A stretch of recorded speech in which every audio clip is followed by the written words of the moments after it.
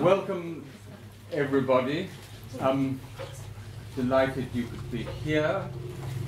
In one of Zbigniew Herbert's poems, we read, "Simple questions require such complicated answers." And the question, what's happening in Poland, is an apparently simple question which requires a complicated answer. No one is better qualified to give that answer than our speaker, Professor Aleksander Smolar, who is, in my view, quite simply the best analyst of contemporary Polish politics. He was a student, young academic activist in the 1960s, a political prisoner, an academic at CNRS in Paris, and an activist, particularly with the magazine Annex in Paris in the 70s and 80s. Returned to Poland to be an advisor to Tadeusz Mazowiecki as Prime Minister, and for the last nearly quarter century, roughly, president of the Stefan Batory Foundation, which is one of the most impressive intellectual and social foundations in Poland, which has managed up to now to be a meeting place for people from all places on the Polish political spectrum. And we'll see if that's possible to continue. He's the author of many articles and very frequently interviewed in the Polish press.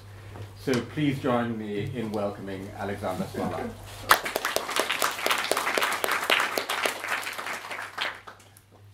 Thank you very much.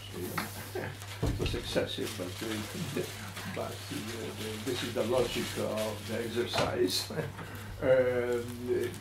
I'll start to answering those elogious words with self-criticism, and also with a souvenir of one of the conference we participated both in 1980. It was in Dubrovnik. I do not know whether you remember, of alumni of Woodrow Wilson Center. And one of the panels was about Central Europe. We were together, I don't remember whether there was the third person as well. And I remember it was before the changes. Nobody yet could have predicted how profound they would be, but still the changes were in the air. It was obvious that there will be quite profound changes. And I remember they present very cautious, but quite pessimistic vision of what can happen in Poland in comparison with other countries. Very cautiously, because I was connected to the opposition and, you know, sort of diplomatic. But I remember, and this is the source of humility since then, I remember how it's dangerous to predict anything, especially future. But I will name the arguments I used more or less and why I was wrong.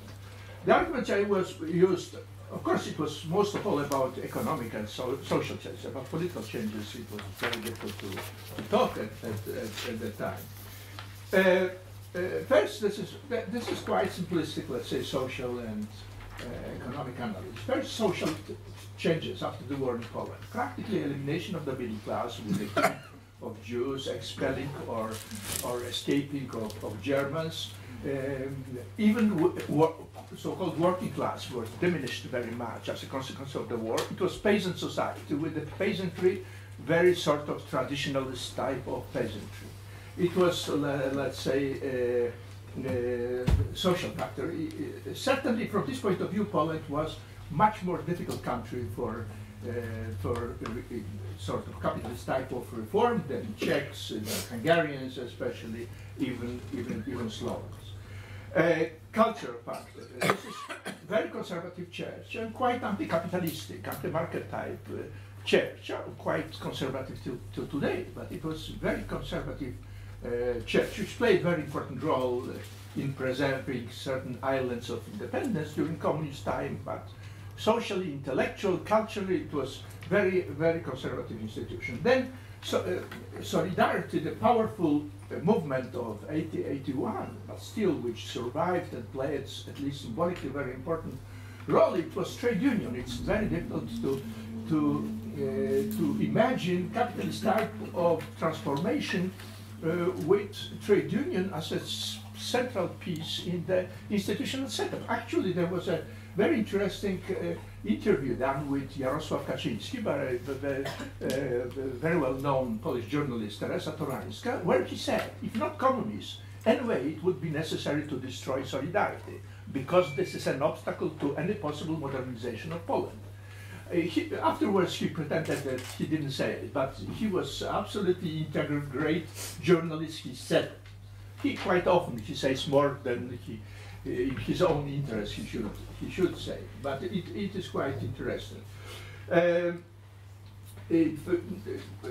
Afterwards, also radical polarization after the destruction of Solidarity, the coup de force, state of the war, I suppose would say, introduction, December 13,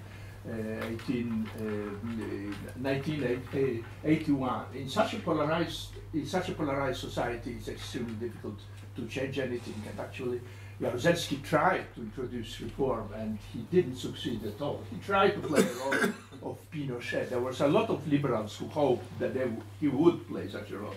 He was not capable.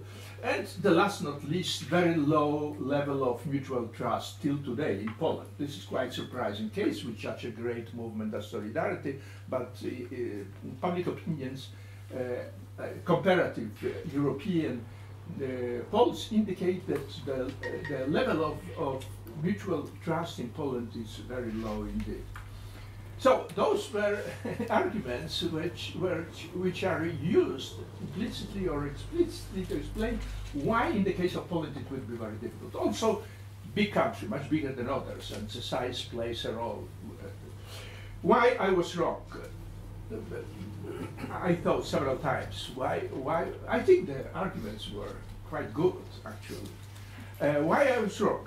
First, of course, I didn't predict how global changes would be, and the factor patriotism, freedom, all those factors, those global changes, of course, were very important for Poles to accept very painful changes which were imposed by the first government, by the government of Tadeusz Mazowiecki and so-called Balcerowicz reforms. This factor is difficult to underestimate, and of course, even a few months before, it was difficult for me to imagine. Afterwards, also difficult to predict, but very much connected to the previous factor, this is support of the Church and of Solidarity. Both Church and Solidarity for patriotic reasons, because everybody wanted to go to the West. It was the catchword in all countries of the region and in Poland. So the Church was supporting the system which was the living danger for the Church, and actually with individualization of concern, with the cultural transformation of the country, and the same with Solidarity. Solidarity paid enormous price of the capitalist part, but they supported.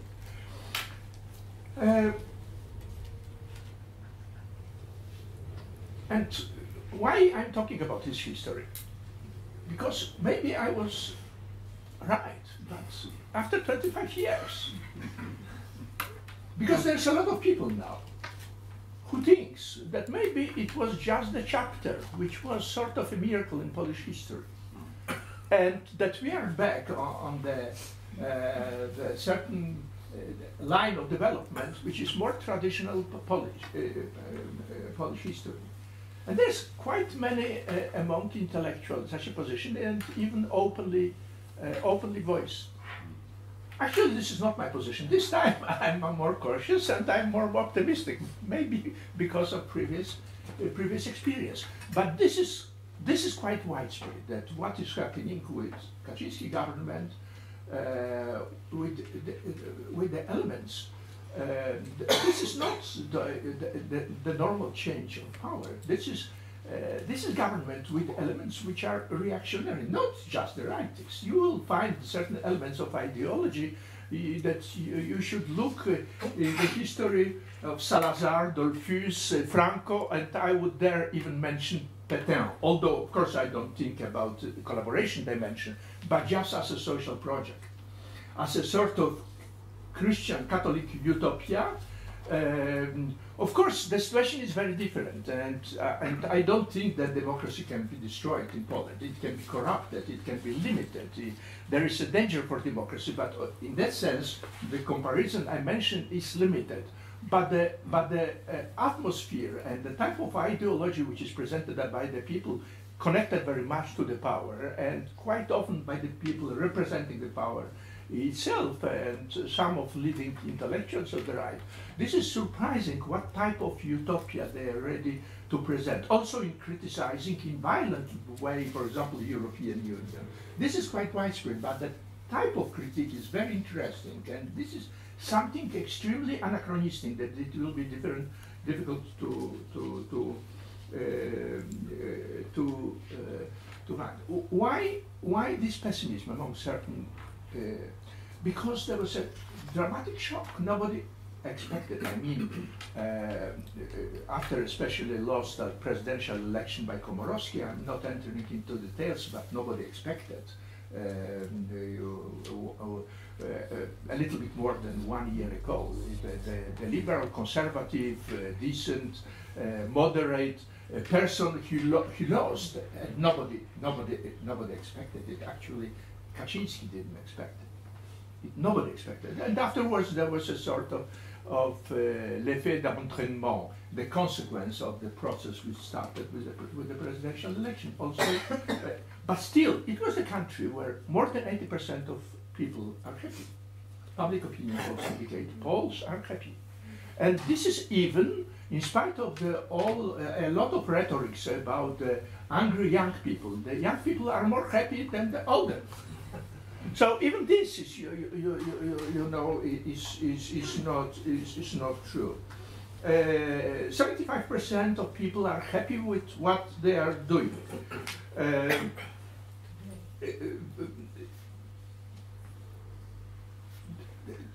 And Poland was, it was very often used in the official propaganda. Poland was the only country where there was positive growth rate all the period of the crisis. And Poles knew it. The government, previous government, liberal, used and abused it with the rhetorics of the Green Island in Europe. So why peace won elections? If everything was, the situation was so good, so why those who were the authors of the situation, positive situation in Poland, and I'm not mentioning international situation, which was very good. Polish position was quite high in Europe. So why? There are several factors. I will just name them. First, this is a normal democratic pendulum effect, that people were annoyed after 8 years of PO, civic platform. People were just annoyed, so this is quite normal democratic effects. People wanted the change. Afterwards, also the PO didn't have really any program and any clear axiology. I will come back to it because I think this is a very important problem. You know, the two most important sentences you can associate with this power. This is first. This is Green Island, but how long can you repeat that Poland is a green island? And the second, how do you translate it into French? The warm water in the top. No. Yeah. But you know, it was sort of a metaphor, very cautious on the beginning. Tusk, meaning ex-prime minister, now the chief of Europe, he wanted just to say that our program is very limited. This is just for the people, just to create better condition of life. But it was become suicidal sentence, because it was on the beginning people were quite happy after the threats, traumatic experience with the transformation. This is underestimated in the West.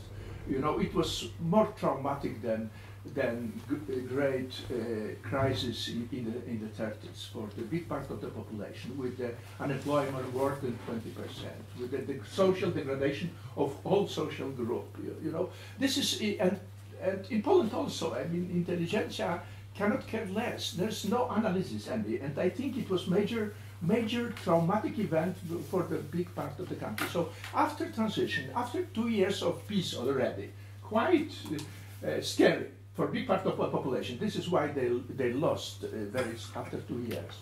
People were happy when Tusk told them, just warm water. He meant, we will not intervene in your private life. You can do whatever you wish. It was a program, which was okay for a certain time. But with the, even if Poland was a green island, with the situation more and more difficult around, with the crisis in Europe, with Russian intervening in Ukraine, and this is felt by Poles as a direct threat. This is not theoretical problem like for Western European. This language couldn't answer at all to the needs of the people. I think there was an atmosphere of the end of good times, not like in the West, but still. Poles felt that improvement of their situation, but in the same time the feeling that it is there. And I think that with the crisis of this message of the platform, it was a more profound crisis of what is used in the West of neoliberal, the term I do not like very much, to say the truth, but individualistic type of values. After '89, there was a sort of community of the past, of solidarity. We together, we fought and we won with the communists. There was, of course, church, which also gave a form of community. But in the same time, major message was individualistic message. The creativity, the individual initiative, those were really motors of Polish development. There was no collective project. Or we can see the end of this period, and I think that this is the most important crisis and one of the most important factors of the change in the Poland. And I think actually that this is more general, it is not only about Poland, that the left and the mid and the center liberals, they do not have the language which is adopted to the new conditions. The new conditions with individualistic language cannot really assure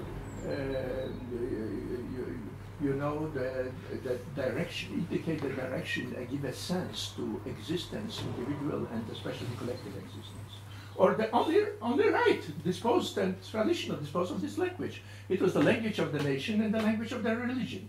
And in a way, peace won just because they were always like that. They are today much more radical. The nationalism is very strongly present, not in a pathological form. I would like to stress, but very much present. So this is already a very important factor of the success of the peace.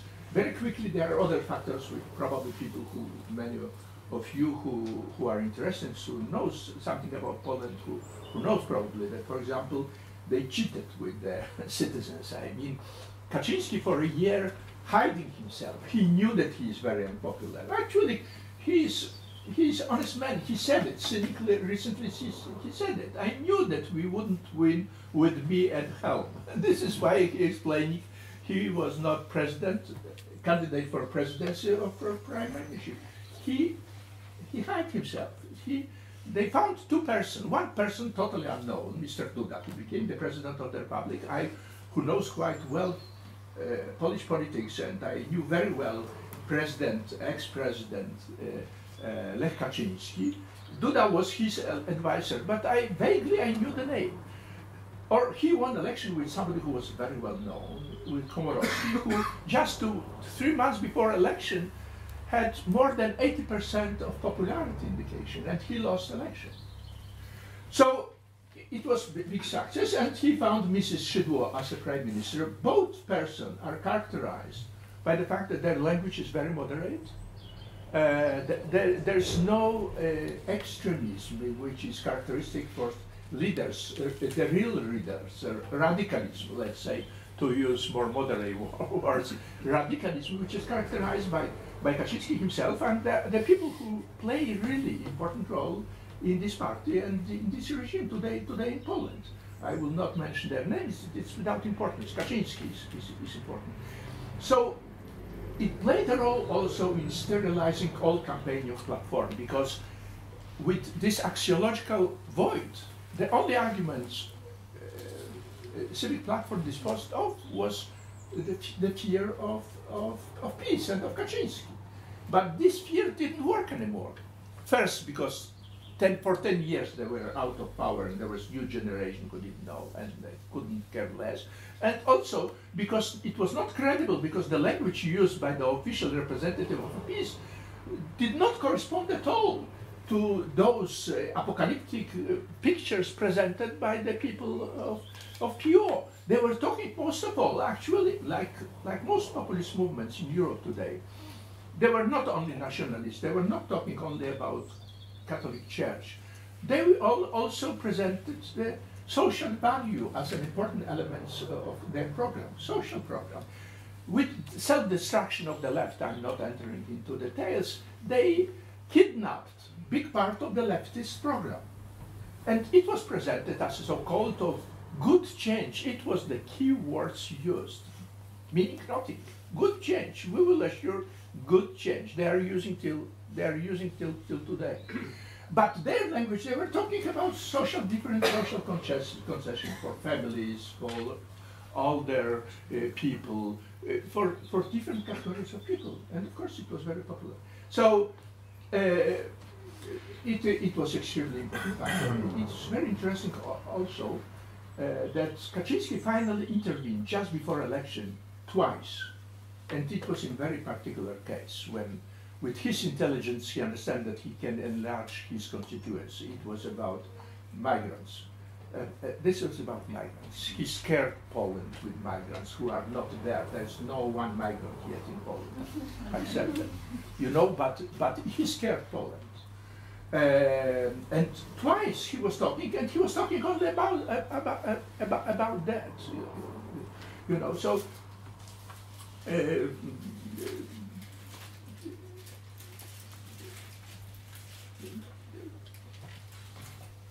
how long do I have? To be published, okay. So, and afterwards we have a dramatic reversal just after elections. What is applied really are not those social measures. They promised and they delivered part already, but just revolutionary institutional changes.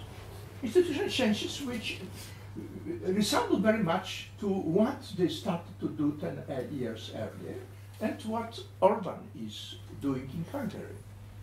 There are quite important difference between Hungary and Poland, but certainly there is a common objective. After Farid Zakaria, who wrote a bestseller 15 years ago on the subject, the term became quite popular, especially when Orban accepted this as a positive description of the policy he is applying. That liberal democracy, he was saying, speaking to Hungarians in Romania, actually, liberal democracy are not efficient enough, are not adapted to the condition of the crisis in today's world. And he gave us a positive example, China, Russia, and Turkey. And he was speaking explicitly about illiberal democracy. And this is the program, although Kaczynski here is very cautious, he never is naming what he's doing. He is talking only about good change, but never describing me, although he is conceptually he is very good. And in the past, he very often defined Polish political debates, imposing the language even upon his enemies. This time he is avoiding because he knows that it plays against him. But this is obvious that this is his program, which is, in a few words, what does it mean? This is, you can call it otherwise, majoritarian democracy. It means democracy where all factors limiting the pure political process are weakened or eliminated, both institutional and legal factors. That he used 10 years ago the concept, he's not using anymore, but he thinks all the time about it. Impossibilism. You can understand what does it mean. Impossible. What is impossible? To rule the country. Why it's impossible in the country? Because there are such a constraint. So we should eliminate those constraints. And he is doing the job. He weakened very much and practically paralyzed constitutional court. He's not disposing of constitutional majority, and this is already a big difference with Orban. He cannot change the constitution and just impose the regime of illiberal democracy, what Orban legally have done. But he indirectly, he's destroying from inside the liberal democratic regime. He paralyzed constitutional court. It's mean there is no any institution which can judge the constitutionality of the law adopted by the parliament controlled by him. And they have taken advantage of it. They've done several other things. So let's say media, public media, which are totally now information when you are following this is like in Soviet times. Of course, the message is right, it's not leftist, but this is the message of the political power. Other programs are quite often more pluralistic because this is their interest, of course, to legitimize their media. Anyway, they lost during half a year, 500,000 already of people who watched public television. So it shows to them the danger of their policy. Afterwards, they destroyed the system of independence administration. It never functioned well, but there was a law that people occupying the higher posts in the administration, I'm not talking about political posts, should be selected. Professor Pawczyński knows it 100 times better than myself. He was participating in Poland in the debates about it and as an advisor.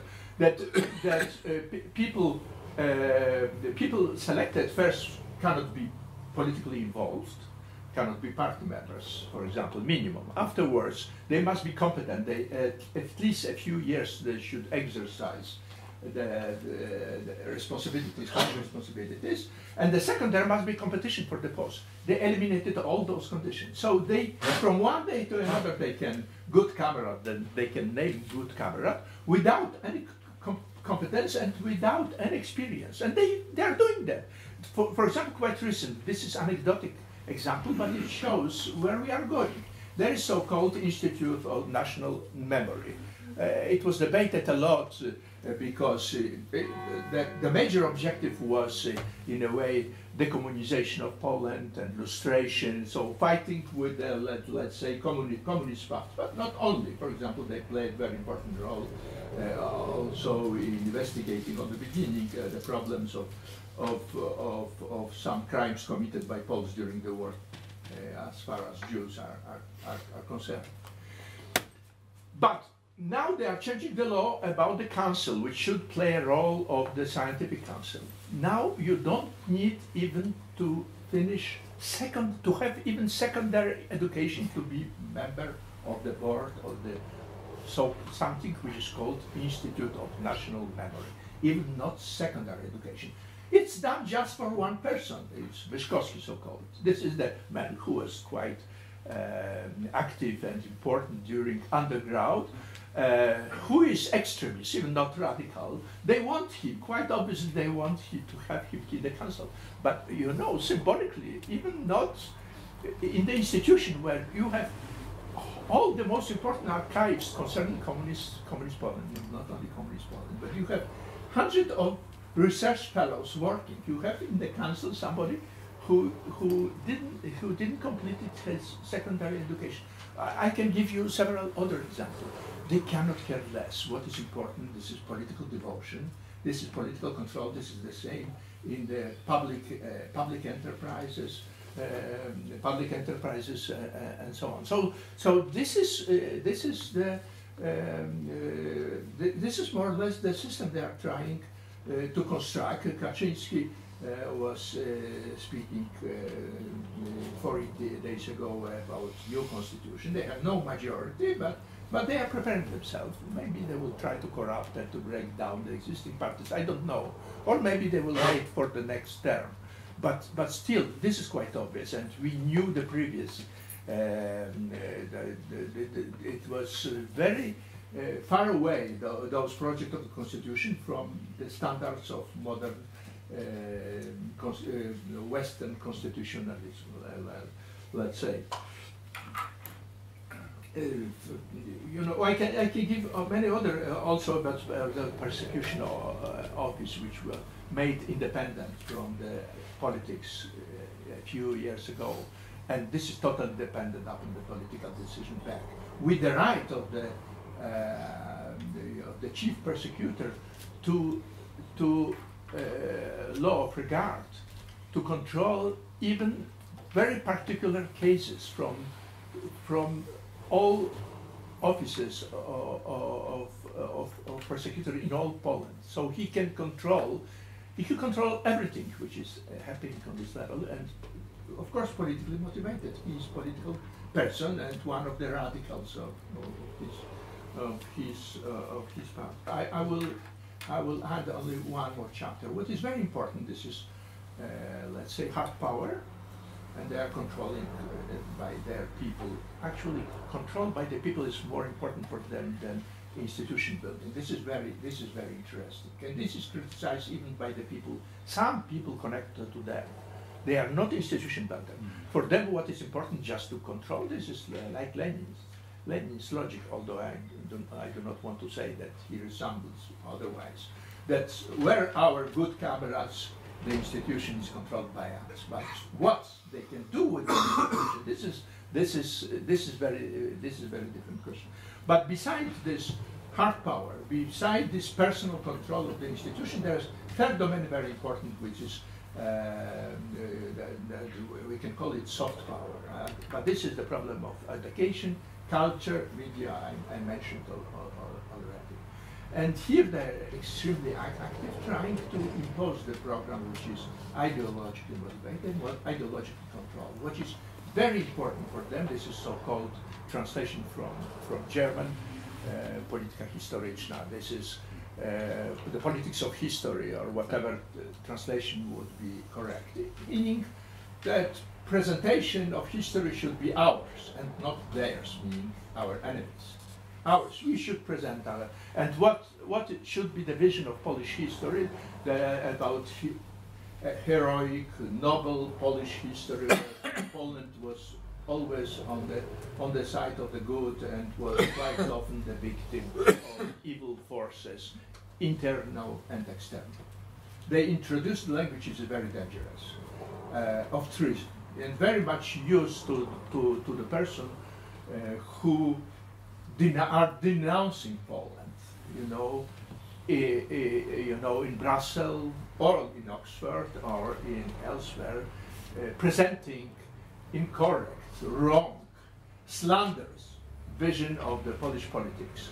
They are talking about treason, and the words have their consequence. They are talking also about Targowica. Poles present here knows how loaded is the concept in Polish. This is 18th century plot, treason really against legal authorities, against the constitution, and it became sort of in Polish history the symbol of treason. So this political history is extremely important. And what is interesting, this is centers most of all on one problem, which is quite painful for Polish memory. But one problem, this is the problem of relation with Jews. Polish vision in two words, Polish canonical vision, from Romanticism, Christ of the nation, fighting for others, General Bem fighting for Hungarians in 1848, General Dąbrowski, this is mentioned not that often because it was in Paris Commune Paris Commune in 70, so it was revolutionary, so it's not that nice, but still Polish general fight. For your liberty and ours, it was very popular in the 19th century, until today quite often used by Poles, the formula which indicates Poles' involvement in the case of Tibet-Tibet countries. Poles have no problems with German as concerned the history, because asymmetry is quite obvious that Poles were in most cases the victim, especially of course Second World War. Poles have no problems with Russia, the same. Of course the Poles committed different nasty things as well, but asymmetry is such that Russian responsibility, that's even with Ukrainians, Poles have no, because Poles killed many Ukrainians, but Ukrainians killed much more Poles during the war. This is Volhynia problem. So Poles have no moral problems, and there's no moral problem with this narrative of noble, heroic, tragic, messianic vision of Poland. The only problem Poles have, this is with Jews, with the neighbors which do not exist anymore in Poland. Because there's no mounting evidence that there were many Poles who killed or denounced it to Germans or killed the Poles.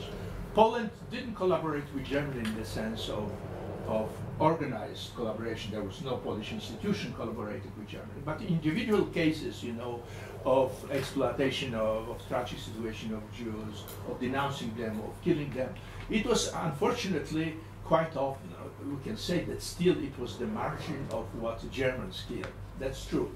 But morally, the number doesn't count. Morally, this is the problem. And this is why also there's quite a hysterical attitudes quite often appearing, not quite often, from time to time in the Western press, about Polish concentration camps. Formula. Usually journalists, lazy journalists, mean that on the territory of Poland, but everybody knew that there were Germans camps.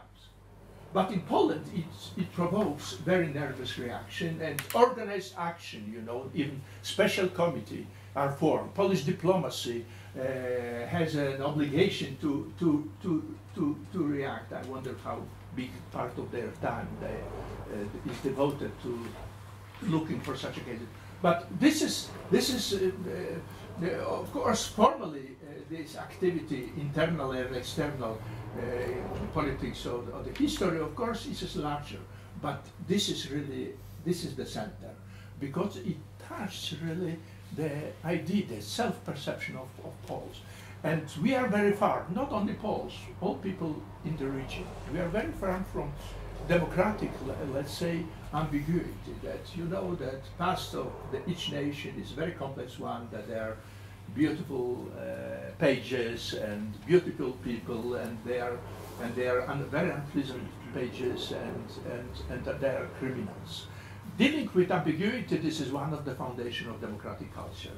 All our countries, from this point of view, are quite far away, and this is exploited very much by the